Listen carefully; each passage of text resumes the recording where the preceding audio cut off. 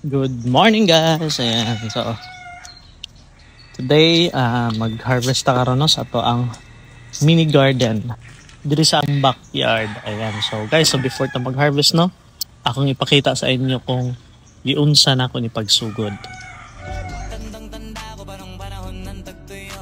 Oops, ato lang putlon kay makapiright ta sa Facebook. Ayan guys, so dili rin ang panahon no. So dili rin may balaan ba nga pila ka adlaw maka-harvest na gid ta no sa ato ang mga tinanom. So ayan guys, mo ni ang result.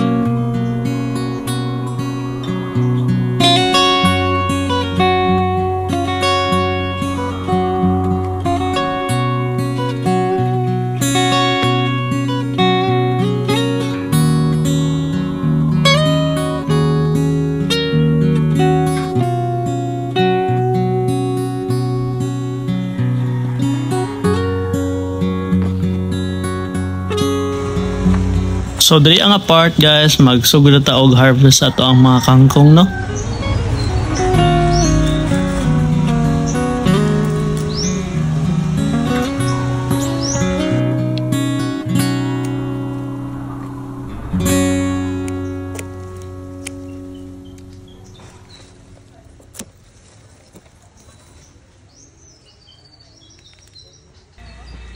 Siyempre, murag hinog naman po dato ang kapayat, so once up by answer, harvest on po na ito apel.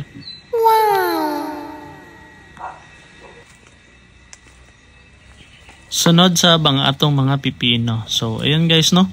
So, ikatulo na ako ng harvest sa pipino. Grabe, dali rin siya mamunga. Abot-abot gud ang mga bunga niya, ani.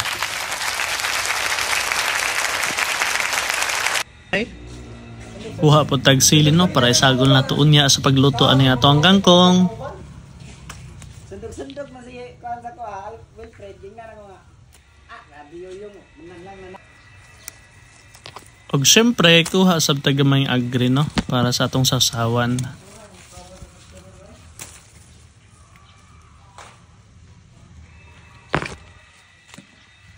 Og mao day ni tanan guys ang atong na-harvest karon nga adlaw no.